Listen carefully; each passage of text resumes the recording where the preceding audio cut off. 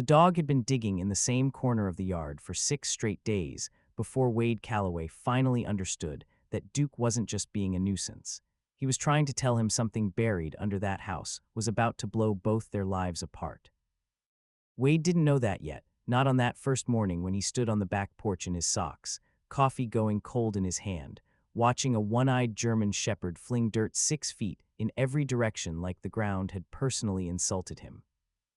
"Duke," he said, voice rough with sleep and the particular gravel that came from 3 cigarettes a day he swore he'd quit. "Duke, knock it off." The dog didn't even look up. Wade Calloway was 38 years old, though most days he felt closer to 60, and he had exactly $412 left in his checking account, a number he knew down to the cent because he'd checked it on his phone at 2 in the morning, the way he checked it most nights when his knee ached too bad to sleep, and his mind wouldn't stop running laps around everything that had gone wrong. He had a bronze star with a V device folded into a drawer he never opened, a discharge paper that read medical, other than honorable in a way that still made his jaw tight when he thought about it, and a limp in his left leg that the VA orthopedic specialist had looked at for exactly 6 minutes before telling him the shrapnel scarring was, quote, consistent with expected healing, and that further surgery wasn't currently indicated. He had been a combat engineer with the 82nd Airborne, 11 years, 3 deployments, the kind of job where you walked toward the things everyone else ran from, because somebody had to clear the road before the convoy came through. His last deployment had ended 9 months in when a pressure plate outside a village, whose name he still couldn't say without his hands going cold, detonated 18 inches from his left boot. Corporal Danny Reyes, walking 6 feet behind him, had not been so lucky. Wade had carried what was left of Danny for 200 meters under fire, and some part of him had never quite put that weight down since, even years later, even in the quiet of an ordinary morning with coffee in his hand. The house he was standing in front of, the one Duke was currently excavating a crater in the backyard of, was not really his. Not yet, not fully. It belonged to his late Uncle Frank, his father's older brother, a man Wade had met maybe a dozen times in his whole life, mostly at funerals and one deeply awkward Thanksgiving when Wade was 14.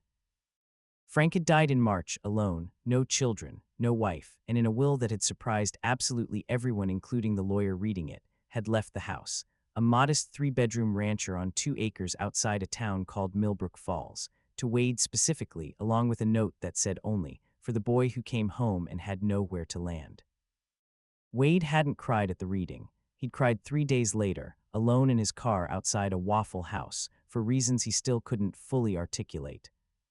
He'd moved in 6 weeks ago with everything he owned fitting into the bed of a 14-year-old Tacoma with 190,000 miles on it, a duffel bag of clothes, a box of paperback westerns he'd read so many times the spines had gone soft as cloth, a single framed photo of a squad that used to be 9 men and was now, as far as he knew, 6. And Duke. Duke had come from the same place most of Wade's recent decisions had come from, which was to say, a bad night and a worse impulse. 3 weeks after moving into Uncle Frank's house, Wade had driven 40 minutes to the county animal shelter, not because he wanted a dog, not really, but because his therapist, a patient, soft-spoken woman named Dr. Okonkwo, who he saw every other Tuesday via a laptop screen that badly needed replacing, had gently suggested that some kind of routine outside his own head might help, something to take care of. Something that needed him to get out of bed in the morning, for reasons other than his own misery. He hadn't planned on the shepherd in the back corner kennel, the one with a clouded left eye, and a scar running from his brow down across his muzzle like something had once tried very hard to open him up, the one who wasn't barking or jumping at the front of his kennel the way the other dogs were, just sitting, still and watchful, staring at Wade with the single working eye like he was assessing a threat. That one's been here 8 months, the shelter volunteer had told him, a college kid named Priya with a nose ring and an apologetic voice. Nobody wants him. He's got some kind of history, we think. Doesn't do well with loud noises, doesn't like being touched around the collar. We were actually starting to think about whether we'd have to, you know. She hadn't finished the sentence. She hadn't needed to. Wade had crouched down in front of the kennel, nay scree, aiming at him the way it always did, and looked at that one good eye looking back at him, and something in his chest, some small stubborn ember he thought had gone out a long time ago, had caught. He got a name, Wade had asked. Intake called him Duke, Priya said, Nobody knows what he was called before that. Duke, Wade said, testing the word out loud, and the dog's ear twitched just slightly at the sound. All right. That had been 3 weeks ago. 3 weeks of a wary, mostly silent standoff between two damaged creatures sharing a house neither of them fully trusted yet. And now, on a gray Tuesday morning with coffee going cold in his hand, Wade Calloway stood on the back porch and watched that same dog dig a hole in the yard like his life depended on it, and felt, for reasons he couldn't name, the first genuine flicker of unease he'd had since moving in. He should have paid attention to that flicker sooner. It would have saved them both a great deal of trouble. But grief and exhaustion have a way of dulling a man's instincts, even a man who used to make his living noticing the things other people missed, and so Wade did what he'd been doing for 3 weeks straight. He told the dog to knock it off, poured the rest of his coffee down the sink, and went inside to face another day of doing absolutely nothing with his life, because nothing was, at that particular point, all he had the energy left to do. The first week with Duke had gone about as well as Wade expected, which was to say, not particularly well, but not a disaster either. The dog ate when Wade put food down, always waiting until Wade stepped back a full 3 paces before approaching the bowl, a habit that told Wade plenty about what kind of hands this animal had known before. He drank water the same cautious way. He slept when he slept at all, in the corner of the kitchen farthest from any window, back to the wall, that clouded eye somehow still seeming to track the room even in whatever passed for the dog's version of rest. He did not come when called. He did not sit, stay, or perform any of the basic obedience Wade half-heartedly tried to coax out of him during those first days, using the leftover half of a rotisserie chicken as bribery with limited success. What Duke did do, and did with an unnerving, almost surgical precision, was watch every door, every window, the tree line at the edge of the property. He watched the way Wade himself had once watched a road he suspected was seeded with pressure plates, and something about that recognition, the shared language of hypervigilance, was the first real thread of connection between them. "You and me both, brother," Wade told him on the 4th night, sitting on the back steps with a beer he was nursing slower than he used to, watching Duke stand sentry at the edge of the porch light like he was guarding a perimeter nobody else could see. "World's not near as scary as we think it is, or maybe it's scarier. Hell if I know any more." Duke didn't answer, obviously, but his ear swiveled toward Wade's voice, and that, Wade had learned, was about as much conversation as the dog offered in those early days. The scars told a story Wade recognized even before he had any hard facts to back it up. Beyond the clouded eye and the muzzle scar, there was a patch of fur on Duke's left flank that had never grown back properly, a mottled, hairless stretch of scar tissue about the size of Wade's palm, and a slight, almost imperceptible hitch in the dog's right rear leg that only showed up when he was tired, the same way Wade's own knee only really announced itself at the end of a long day. There was also, and this was the detail that first made Wade sit up and take real notice, a series of numbers tattooed into the pale pink skin inside Duke's left ear, faded and hard to read but unmistakably deliberate, unmistakably a code rather than an accident. Wade had seen tattoos like that before. Every working dog he'd ever encountered downrange had one. He found the microchip during a routine vet visit at the end of the 2nd week, a visit he'd scheduled mostly out of guilt, feeling like he owed the animal at least a basic check of his overall health, given how little else Wade had managed to offer him so far. The vet, a brisk, no-nonsense woman named Dr. Marisol Vance, who ran a small practice out of what used to be a gas station on the edge of Millbrook Falls, scanned Duke's shoulder with the chip reader and frowned at the readout longer than Wade thought a simple identification number should require. "This is a military chip," she said, turning the reader so Wade could see the display, a long alphanumeric string that meant nothing to him at a glance but clearly meant something to her. "Government contractor format. I've seen these maybe twice before, both times on retired K-9 units that ended up rehomed through civilian channels after their handlers rotated out or the program ended. This dog was trained, Mr. Calloway. Trained by somebody with a real budget." Wade looked down at Duke, who had endured the entire vet visit with a stoic, tight-jawed patience that Wade now understood in a completely different light. Not just a scared, damaged shelter dog, a working animal, a veteran in every meaningful sense of the word, same as Wade himself. "Can you tell me anything else?" Wade asked. "Where he served, what unit, any of that?" "Not from this," Dr. Vance said. This chip just confirms he's registered somewhere in a military database. To get the actual service record, you'd need someone with access to pull it, and that's not something a civilian vet's office can do. You'd need a contact, somebody still connected. Wade thought about that on the drive home, Duke sitting upright in the passenger seat with his head near the cracked window, ears working the air like he was cataloging every cent Millbrook Falls had to offer. He thought about the 6 men from his old squad who were still breathing, still out there somewhere, and about the one man in particular who owed him a favor large enough to make a phone call like this worth asking. That night, after he'd fed Duke and watched the dog retreat to his usual corner, Wade sat at Uncle Frank's old kitchen table, an ugly, sturdy piece of furniture that had clearly survived several decades of hard use, and scrolled through his contacts until he found the name he was looking for. Master Sergeant Elton Briggs, retired now, last Wade had heard, working some kind of logistics consulting gig out of Fort Bragg, though these days everybody just called it Fort Liberty, a change Briggs had grumbled about in exactly the way Wade would have expected. He hesitated with his thumb over the call button for a long moment. He hadn't spoken to Briggs, hadn't spoken to almost anybody from his old unit, since the funeral for Danny Ray's 3 years back, when the whole reunion had dissolved into the kind of drinking that didn't heal anything, just delayed the hurting by a few hours. Wade had pulled away from all of them after that, ashamed of how badly he was struggling, unwilling to let men who'd seen him at his sharpest see him at his most broken. But Duke was sitting in the corner of the kitchen, watching him with that single clouded eye, and something about the animal's quiet, patient endurance made Wade's own excuses feel suddenly, uncomfortably small. "Ye hit call." Briggs picked up on the fourth ring, his voice exactly as gravelly and unimpressed as Wade remembered. "Well, hell, Calloway, I was starting to think you'd died and nobody told me." "Close a few times," Wade said, and was surprised to find himself almost smiling. "How you been, Top?" "Retired, fat, and happy, more or less in that order," Briggs said. "You calling to catch up, or you calling because you need something? Because I know you well enough to know it's probably the second one."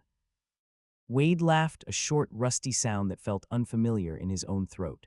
"Bit of both, if I'm honest. I need a favor. Got a dog here, military chip, service tattoo in his ear. I'm trying to find out where he served. Thought you might still have contacts who could pull that kind of record." There was a pause on the line, and Wade could practically hear Briggs sitting up straighter. "You said tattoo. Can you read the numbers?" Wade squinted at his own phone, where he'd photographed the inside of Duke's ear as best he could under the kitchen light. "Looks like K9-4411-C, and then something I can't quite make out, maybe an A or a 4. The pause this time was longer, heavy enough that Wade actually pulled the phone away from his ear to check the call hadn't dropped. "Elton." "I'm here," Briggs said, and his voice had gone strange, careful in a way Wade had rarely heard from the man across 11 years of service together. "Wade, I need you to text me a clear photo of that tattoo, full ear, good lighting, and I need you to give me a day or two before I call you back. I might need to make some calls of my own." "You know something," Wade said. It wasn't a question. "I might," Briggs said, "or I might just have a bad feeling I need to check out before I go scaring you over nothing. Send the photo. I'll call you back." 2 days turned into 4, which turned into a full week. A week during which Wade found himself thinking about that strange, careful tone in Briggs's voice more than he wanted to admit, and during which the daily rhythm between him and Duke continued its slow, halting evolution into something that was starting, tentatively, to resemble trust. It was during that week that Wade first cleaned one of Duke's wounds properly, an old habit resurfacing from more field medicine than he'd ever wanted to learn, and it was during that same week that he first saw the dog's panic response in its full, unguarded force, an event that taught him more about Duke's history than any phone call ever could. The wound, Kleining, happened almost by accident, on a warm afternoon when Wade noticed Duke favoring his right rear leg more than usual, limping in a way that went beyond the ordinary hitch Wade had already cataloged as baseline. He crouched down, moving slow, keeping his voice low, and even the way he used to talk to spooked working dogs downrange, even though he'd never handled one directly himself, just watched enough handlers do it to pick up the rhythm. "Let me look, bud," he said. "Just gonna look, not gonna hurt you." Duke tensed, every muscle in his body going rigid, and for a moment Wade thought he might snap, might bolt, might do any of the things a scared, wounded animal with a bite radius like Duke's could reasonably do. But he held still, trembling faintly, and let Wade gently part the fur along his lower leg to reveal a small, angry patch of irritated skin, not a fresh wound, just an old scar that had gotten aggravated, probably from the digging Duke had taken up doing in the yard that same week, though Wade hadn't yet understood the significance of that digging. "All right," Wade murmured, reaching for the small first aid kit he kept in the kitchen out of old habit, the kind of habit that never really left a man who'd spent over a decade being the guy responsible for keeping his squad patched together. He cleaned the area with slow, careful movements, narrating everything he did in a low, steady voice, the exact tone he used to use on himself in his own head during the worst moments downrange, the tone that said, "This is manageable, this is just another task, we've handled worse." "There we go," he said, taping a small bandage over the spot, more for peace of mind than genuine necessity. "You did good, didn't even bite me. That's a win in my book." Duke, for the first time since Wade had brought him home, leaned his head just slightly against Wade's knee. It lasted maybe 3 seconds. Then the dog pulled back, clearly startled by his own gesture, and retreated to his corner as if he'd done something forbidden. But Wade sat there on the kitchen floor for a long moment afterward, knee aching, chest tight in a way that had nothing to do with old injuries, and felt something loosen in him that had been clenched tight for longer than he could remember. The panic episode came 4 days later, in the middle of the night, and it scared Wade more than almost anything had scared him since coming home.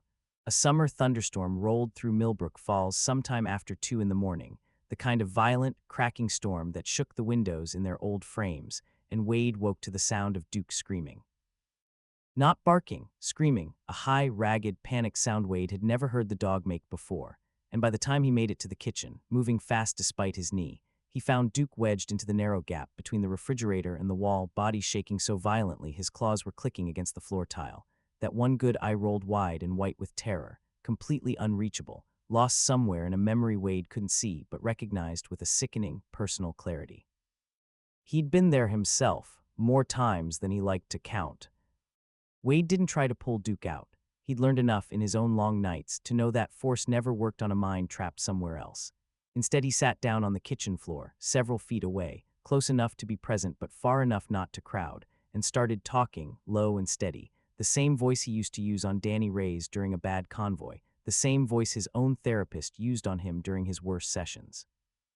"You're in Millbrook Falls," Wade said quietly. "It's just a storm, just thunder. Nothing's coming through that door. I've got the perimeter, Duke. I've got it covered. You're safe." He kept talking like that for nearly 40 minutes, the storm cracking and rolling outside, Duke shaking and whining in the gap behind the refrigerator, until gradually, the shaking eased, the whining softened, and the dog's breathing slowed from ragged panic into something closer to exhausted calm. When Duke finally crept out from behind the refrigerator, low to the ground, ears flat, he came directly to Wade and pressed his whole body against Wade's side, seeking contact in a way he'd never once initiated before. Wade wrapped an arm around him, careful, gentle, and felt his own eyes go hot and wet in the dark kitchen. "Yeah," he said softly, voice cracking. "I know, brother, I know exactly what that's like." They fell asleep like that, on the kitchen floor, man and dog leaning against each other in the wreckage of a storm that had passed for one of them, and was clearly still raging, in some locked-away corner, for the other. It was, Wade would later say, the night he stopped thinking of Duke as a project his therapist had suggested and started thinking of him as family. Briggs finally called back 9 days after their first conversation, and the mom. Aunt Wade heard the tightness still present in his old platoon sergeant's voice. He knew whatever Briggs had found was serious. "Wade," Briggs said, skipping any greeting entirely, "you sitting down." "I'm standing in my kitchen watching my dog stare at a squirrel through the window," Wade said. "Close enough." "That dog," Briggs said, "is not just any working K9. I pulled some strings, called in about 4 different favors, and what I found took me longer than I expected because half the paperwork's been flagged for restricted access, which right there should tell you something. His designation is Kilo 94411 Charlie. Trained at Lackland, deployed with a specialized detection unit under a private contractor called Meridian Defense Solutions. working alongside DEA and Customs task forces on interdiction operations along the southern border corridor, then later redeployed overseas under a joint task force arrangement I can't get full details on because that part of the file is sealed above my current clearance. Wade felt a slow, cold understanding start to settle in his gut. Meridian Defense Solutions. I've heard that name before. You should have, Briggs said grimly. They had a contract scandal maybe 4 years back. Allegations of falsified inspection records, dogs being pulled off active service and just disappearing, no proper retirement processing, no adoption paperwork, nothing. There was an investigation that got quietly shut down before it went anywhere, and a lot of good people think it got shut down because somebody with real money and real connections didn't want it going public. You think Duke is one of those dogs, Wade said, one that just disappeared. I think, Briggs said carefully, that his file shows an official retirement date and an official adoption placement with a private family, dated almost 2 years before your county shelter ever took him in, which means somewhere in that gap, somebody either lied about where he ended up or something happened to whoever adopted him that never got properly reported. And Wade, here's the part that's gonna sit wrong with you the way it sat wrong with me. His last confirmed operational deployment, before that retirement date, was with a specialized detection team working narcotics interdiction operations right here in the States, specifically in North Carolina. Wade felt the floor tilt slightly beneath him. How specifically? Specifically, Briggs said, in a rural corridor stretching between 2 counties, one of which, Wade, is the same county your uncle's property sits in. Wade looked out the kitchen window, past the porch, toward the corner of the yard where Duke had spent the better part of 2 weeks now digging a hole that kept getting deeper, no matter how many times Wade filled it back in. If you're enjoying Wade and Duke's story so far, take a second to like this video and subscribe to the channel, because there's a lot more ahead, and stories like this one, about the quiet bond between a broken veteran and the dog who needed him just as much as he needed the dog, deserve to reach as many people as possible. Drop a comment below and let us know what you think Duke's been trying to dig up in that backyard, because the answer is about to change everything for Wade Calloway, and it's not the kind of thing anyone expects to find buried behind a quiet rancher outside a small town like Millbrook Falls. Wade hung up with Briggs a few minutes later, promising to call back once he'd had time to think, and stood in his kitchen for a long while, coffee forgotten, staring out at that corner of the yard where Duke had resumed his digging with the same stubborn, silent determination he'd shown every single day for the past 2 weeks. He thought about Uncle Frank, a man he'd barely known, who had somehow, in his final act, left this house specifically to Wade with a note that said he had nowhere else to land. He thought about the timeline Briggs had just laid out, a working detection dog deployed on narcotics interdiction in this exact county, then vanishing from official record right around the time. Wade now realized with a chill that Uncle Frank had started, according to a few distant relatives at the funeral, acting strange, secretive, withdrawn from a family he'd never been especially close with anyway. He thought about the fact that Frank Calloway had died alone, at home, of what the coroner's report Wade had barely skimmed called sudden cardiac arrest, no foul play suspected, case closed within days.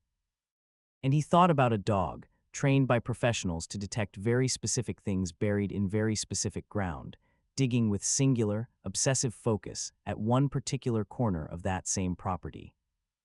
Wade set down his coffee mug, walked out the back door in his socks despite the damp grass, and crouched down beside Duke, who paused his excavation just long enough to glance up at him with that clouded, watchful eye. "Valry." "GHT," Wade said quietly. "I hear you, I'm listening now." The days that followed the phone call from Briggs settled into a new and different rhythm, one where Wade found himself watching Duke's behavior with the same careful, professional attention he used to bring to a suspicious stretch of road downrange. He didn't dig alongside the dog, not yet, not without more information, because 11 years of combat engineering had taught him one lesson above almost all others. You never disturb ground you don't understand until you've properly assessed what might be underneath it.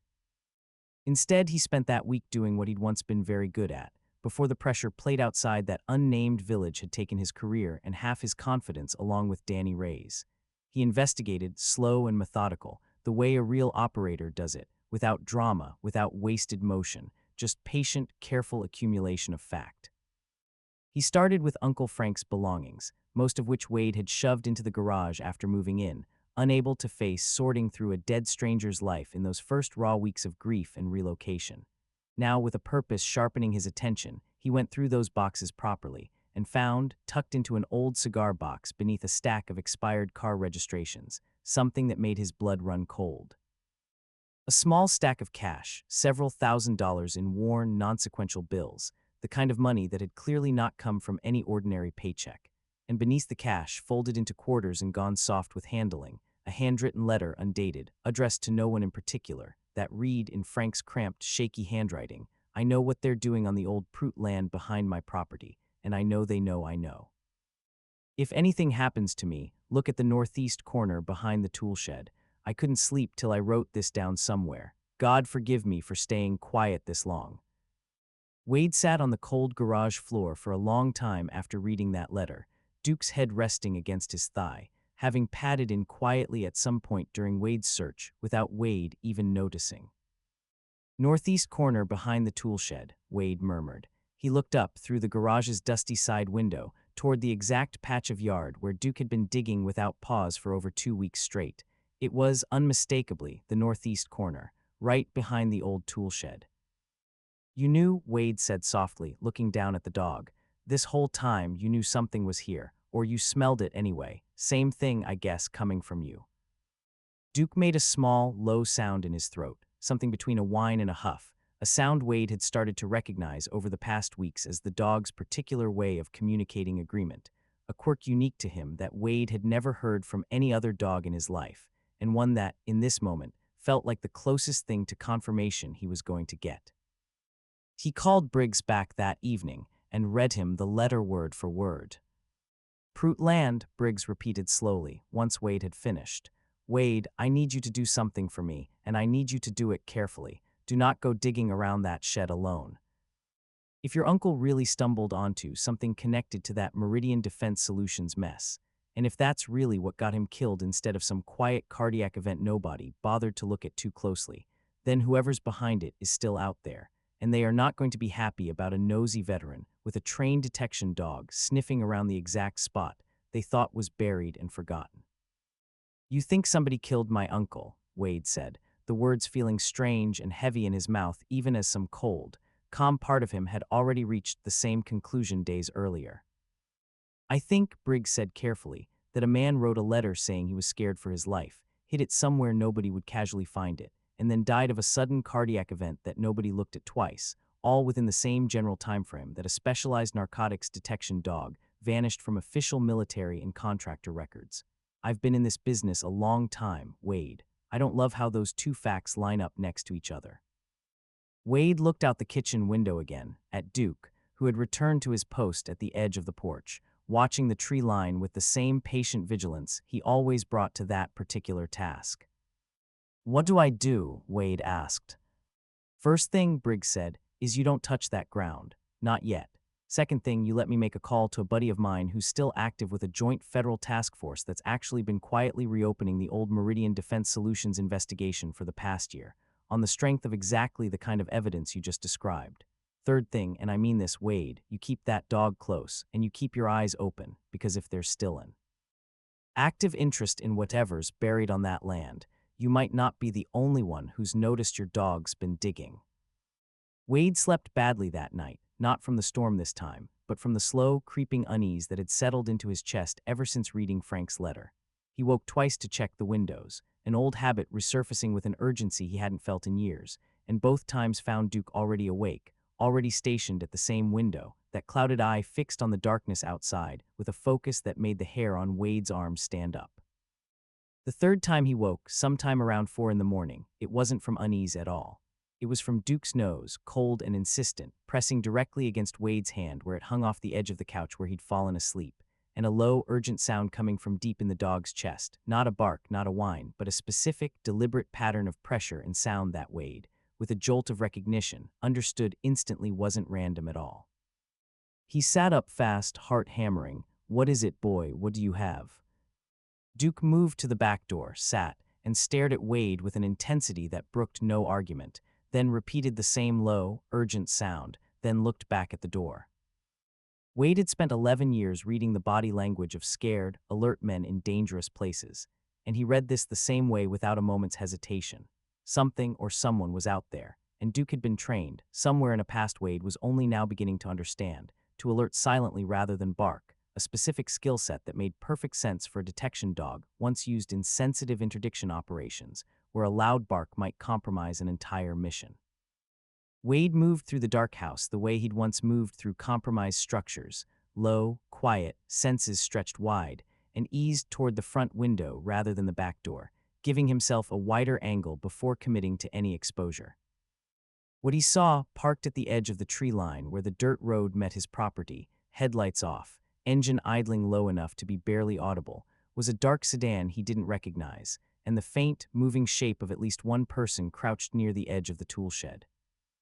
His mind, dulled by months of grief and unemployment and slow-burning despair, snapped suddenly and completely back into a shape he hadn't occupied in years, the shape of a soldier assessing a live threat with cold, clear focus. He didn't call the police first, not yet, because he needed more information before committing to any course of action that might spook whoever was out there, before he understood exactly what he was dealing with. Instead, he grabbed his phone, opened the camera, and quietly, carefully, from the shadow of the window, recorded 30 seconds of footage, enough to capture the sedan's partial license plate and the general shape and movement of the figure near the shed. Then he called Briggs. "They're here," Wade said, voice low and controlled despite the adrenaline flooding his system. "Somebody's out by the shed right now. I've got partial plates on camera." "Do not engage," Briggs said immediately, his own voice sharpening into the same crisp command tone Wade remembered from a decade of taking orders from him. "Call it into local police right now, then call the number I'm about to text you. That's my federal task force contact. Tell him exactly what you told me. Do not go outside, Wade. You hear me? Whoever's out there already knows this land is compromised for them. If they see you, there's no way to predict how they react, and you've got a dog and a house full of evidence they'd very much like to see disappear." Wade's jaw tightened, every instinct in him screaming to move, to confront, to protect the ground his uncle had died trying to expose. But 11 years of training held, the same training that had once kept him from rushing a compromised road, even when every fiber of his being wanted to run toward a wounded man screaming for help. He called the local police first, keeping his voice calm and precise, reporting suspicious activity and a partial plate number, then dialed the number Briggs had texted him, a man who introduced himself only as Agent Mercer, whose voice carried the same measured, calm Wade recognized from every good operator he'd ever served alongside. "Stay inside," Agent Mercer told him. "Keep your dog with you, keep your doors locked, and do not, under any circumstances, go out to confront anyone. We've had eyes on activity connected to this exact piece of land for months, Mr. Calloway. You may have just handed us exactly what we needed to move forward." Wade stayed by the window, Duke pressed silently against his leg, both of them watching the tree line with matched, patient vigilance, until the distant flash of approaching police lights sent the dark sedan reversing hard onto the dirt road and speeding away into the its partial plate already logged, its brief, incriminating visit already documented on Wade's phone. He didn't sleep again that night, neither did Duke. They sat together at the window until the gray light of dawn crept over the tree line, two veterans of two very different wars, keeping watch over the same quiet piece of ground, waiting to see what the coming daylight would finally reveal. Agent Mercer arrived in person 2 days later, driving an unmarked sedan of his own that made Wade tense involuntarily, until he recognized the careful, professional bearing of the man who stepped out of it, a broad-shouldered man in his 50s with steady eyes, and the kind of handshake that told Wade everything he needed to know about the man's character before either of them said a word. "Mr. Calloway," Mercer said, "Master Sergeant Briggs speaks very highly of you, said you were one of the best combat engineers he ever served with, said if anybody could piece together what's really going on out here, it'd be you." "I appreciate that," Wade said, "but I'd rather just understand what my uncle got mixed up in and what happened to him because of it." Mercer nodded slowly, glancing toward Duke, who sat at Wade's side with his usual watchful stillness. "That's a fair thing to want. Mind if we sit down? This is going to take a while to explain properly, and I think you deserve the full picture." They sat at Uncle Frank's kitchen table, the same sturdy, ugly piece of furniture that had witnessed every late-night phone call and quiet moment of grief since Wade moved in, and Agent Mercer laid out, in careful, methodical detail, the shape of an investigation that had been quietly building for over a year. Meridian Defense Solutions, the private contractor Duke had once served under, had indeed been the subject of a federal investigation 4 years earlier, one that had been abruptly shut down amid allegations that its senior leadership had connections reaching into the state's own congressional delegation, connections powerful enough to quietly bury an inquiry before it gained real traction. The official story at the time was that the investigation had found insufficient evidence to proceed. The unofficial story, one Agent Mercer's task force had spent the past year quietly reassembling from whistleblower testimony and financial records too complex for the earlier, hastily concluded investigation to properly trace, was considerably darker. Meridian's contract required them to conduct narcotics interdiction operations along a specific rural corridor, Mercer explained, using trained detection dogs like the one you've got sitting right there. What we now believe, based on testimony from 2 former Meridian employees who came forward last year, is that certain senior officials within Meridian weren't just conducting legitimate interdiction operations. They were running a parallel smuggling operation of their own, using their own federal contract, their own credibility, and their own trained dogs as cover. Wade felt his stomach turn. You're telling me they used detection dogs to smuggle drugs instead of catching them? We believe, Mercer said carefully, that certain Meridian personnel identified specific, isolated rural properties along their operational corridor, properties owned by elderly or otherwise vulnerable landowners, and used those properties as temporary staging points for product moving through the region, banking on the remote location and the cover of their own legitimate federal contract to avoid scrutiny. Your uncle's property, Mr. Calloway, based on the letter you found and the geographic data we've cross-referenced, appears to have been one of those staging points. And Duke, Wade said slowly, looking down at the dog, who had gone very still, ears pinned back slightly, as if he understood in whatever way a dog can understand that his own history was being laid bare. What happened to him? Our working theory, Mercer said, and I want to stress this is still a working theory, is that Duke either detected the illicit product being staged on properties like your uncle's during a legitimate patrol, or witnessed something during an off-book Meridian operation that made him a liability. Trained detection dogs are extraordinarily difficult to fool or retrain against their own core conditioning. If Duke alerted on something Meridian's corrupt officials didn't want alerted on, the easiest solution, from their perspective, would have been to quietly remove him from service and make sure his paper trail disappeared, rather than risk him alerting again in front of the wrong audience. Wade reached down without quite meaning to and rested his hand on Duke's head and felt the dog lean into the touch, just slightly, the way he'd started doing more and more often over these past weeks. And my uncle, Wade said, he figured it out. Based on the letter, Mercer said gently, it seems likely your uncle not. Iced unusual activity on the neighboring Prout property, which our records confirm was leased for a period by a shell company we've since connected to 2 senior Meridian officials. If your uncle observed something, documented something, or simply asked the wrong questions to the wrong person, it's entirely possible that put him in danger. His cause of death was ruled a cardiac event at the time, with no toxicology screening conducted beyond a standard panel, because there was no reason at the time to suspect anything beyond natural causes in an elderly man with a known heart condition. You think somebody found a way to make it look natural, Wade said, and it wasn't really a question. I think, Mercer said carefully, that given everything else we now know, this case deserves a much closer look than it originally received, and I intend to request exactly that, with your permission and cooperation. Wade looked out the kitchen window, toward the tool shed and the ground beyond it where Duke had spent weeks digging, weeks that Wade now understood weren't obsession or anxiety at all, but the patient, trained instincts of a working dog trying, in the only language available to him, to point his person toward buried evidence he could smell but couldn't explain in any way except by digging. What do you need from me? Wade asked. Permission to properly excavate that corner of your property under controlled forensic conditions, Mercer said. And, if you're willing, Duke's assistance in confirming exactly what we're looking for, since he clearly already knows precisely where to look. Wade looked down at the dog, who met his eyes with that single clear, steady gaze, and felt something settle into place inside him, a sense of purpose he hadn't felt in longer than he wanted to admit. "He's been trying to tell me for weeks," Wade said quietly. "I think it's about time somebody actually listened to him properly."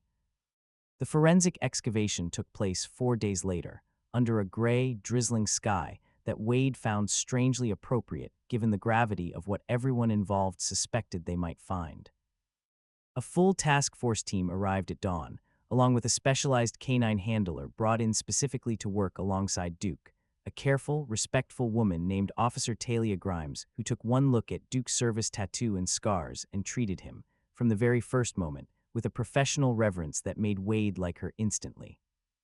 "He's a legend, this one," Grimes said, crouching down to let Duke sniff her hand before making any further approach, exactly the kind of careful, respectful protocol Wade appreciated. Meridian's old detection dogs had a reputation, back before everything fell apart. Best alert accuracy in the whole contractor network, from what I heard. Whatever they did to make him disappear, they clearly didn't want to lose him for no reason. This is a genuinely exceptional animal. "I know," Wade said, and found he meant it with a depth of feeling that surprised him. Duke worked the excavation site with a focus and precision that left the assembled federal agents visibly impressed, moving in careful, deliberate patterns across the northeast corner of the yard, pausing, sitting, and delivering that same low, specific alert sound Wade had first heard in the middle of the night, pinpointing not one location but 3 distinct spots across a roughly 20-foot radius behind the old tool shed. The excavation team worked carefully, methodically, exactly the way Wade himself had once cleared ground for a living, and by early afternoon, under Wade's own tense, watchful supervision, they had uncovered exactly what Duke's nose had been trying to tell everyone for weeks.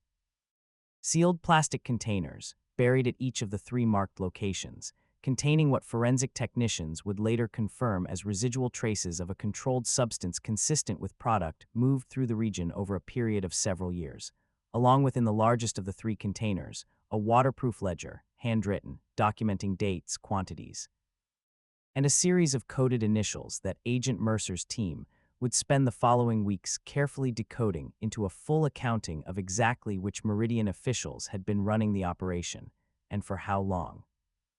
"This is it," Mercer said quietly, standing over the open ledger with an expression of grim, professional satisfaction. "This is exactly what we needed. Mr. Calloway, I want you to understand what just happened here. Your uncle's suspicion, your own decision to trust your dog's instincts instead of dismissing them, and this animal's training and memory, held together across years of neglect and displacement, just gave us the evidence to finally close out a case that's been quietly rotting for 4 years. This is going to matter. This is going to matter a great deal to a lot of people who never got justice." Wade looked down at Duke, sitting calmly beside H. I am now that his job was clearly, visibly done, tongue lolling in something that might almost have been satisfaction, and felt his throat tighten with an emotion too large and complicated to easily name. "He never stopped trying to tell somebody," Wade said quietly, "even after everybody gave up on him, even after they threw him away like he didn't matter, he never stopped." "No," Mercer agreed, following Wade's gaze down to the dog. "It seems he didn't." The weeks that followed the excavation moved with a strange, disorienting speed after months of Wade's life having felt entirely, painfully static. Agent Mercer's task force, armed with the ledger and physical evidence recovered from Wade's property, moved swiftly to secure additional search warrants, and within 3 weeks, arrests began, starting with 2 senior Meridian Defense Solutions officials, whose names Wade recognized from news coverage that suddenly filled his phone with alerts he'd never expected to see connected to his own quiet, overlooked life. Wade himself was called to testify before a federal grand jury, an experience that left him more nervous than he expected, standing in a formal courtroom explaining, in careful, measured detail, exactly how a rescue dog's persistent digging had led him to his uncle's hidden letter, and eventually, to evidence that helped unravel a smuggling operation hiding behind a legitimate federal contract. He kept his testimony grounded and factual, the way he'd been trained to deliver any operational report, and found, to his own surprise, that the process left him feeling something closer to pride than anxiety by the time it concluded.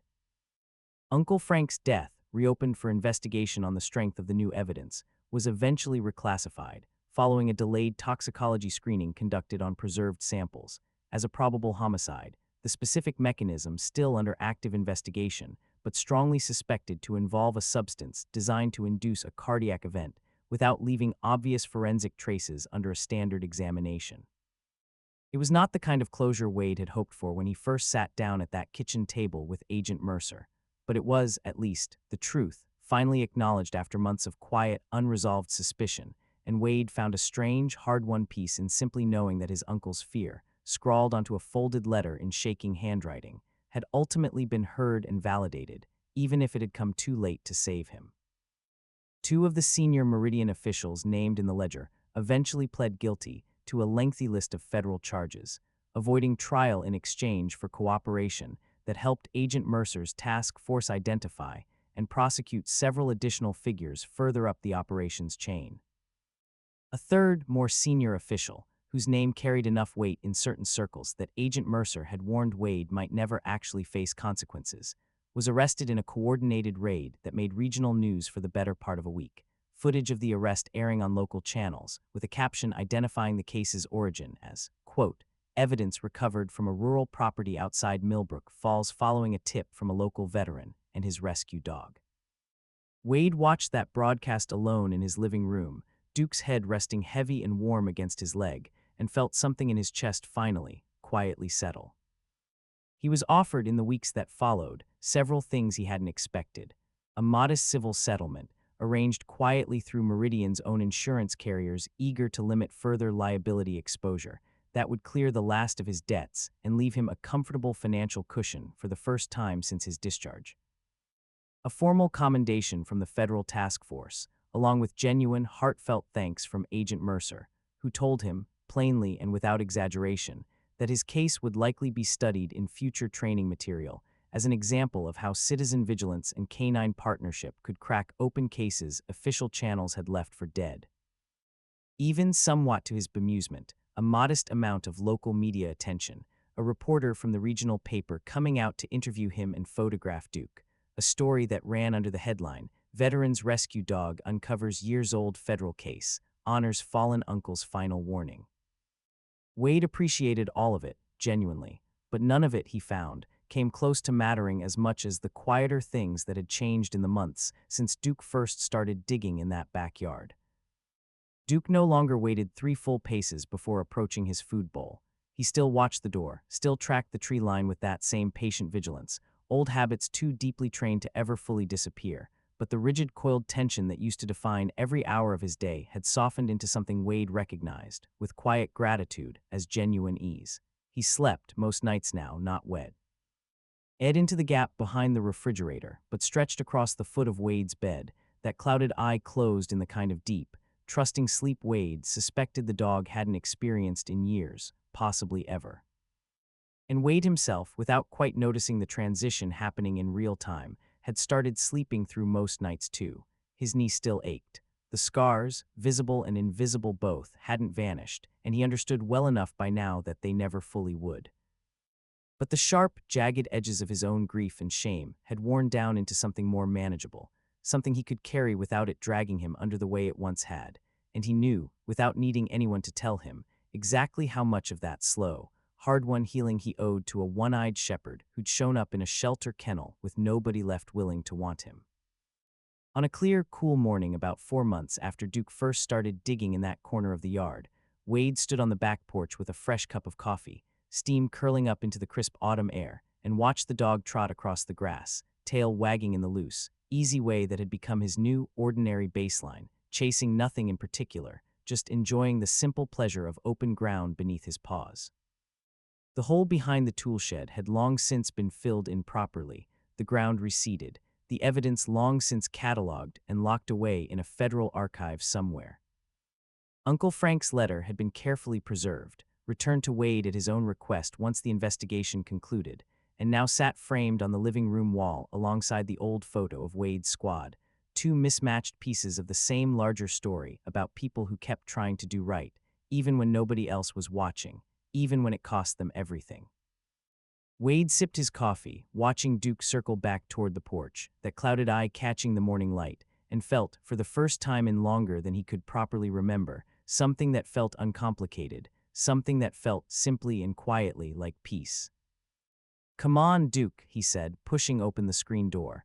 "Let's go for a walk, no digging today. I think you've earned a day off."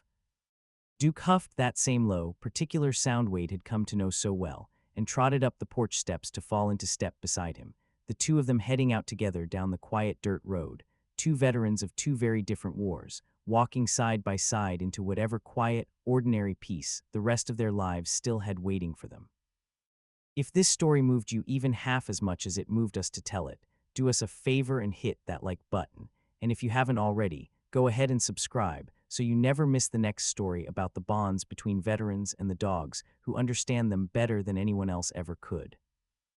Let us know in the comments what part of Wade and Duke's story hit you the hardest. We read every single one, and if you know someone who needs a reminder that healing is possible, that loyalty runs deeper than words, and that sometimes the ones who save us are the ones the world already gave up on, go ahead and share this video with them. Thank you for watching, and we'll see you in the next story.